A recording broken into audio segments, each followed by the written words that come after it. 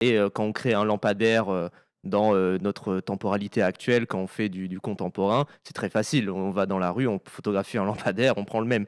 Là, quand on crée des lampadaires dans le futur, faut se dire: «OK, mais dans le futur, ça ressemble à quoi un Ah lampadaire?» oui, oui, Et complètement. là, en plus, il faut l'imaginer dans 2 futurs Bah, c'est différents. ça. Donc c'est ça qui est très dur et je trouve que Arco justement, il commence sur une note très forte avec, cette scène, de voltige qui moi m'a ultra impressionné, où je me suis dit: «Mais waouh, c'est vraiment dingue».